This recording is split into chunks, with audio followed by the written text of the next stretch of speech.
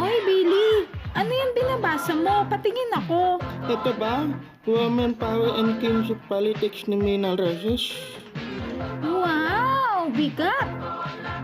Tungkol saan ba yung mga binabasa mo? It's about female power in post-war Philippines. Aba!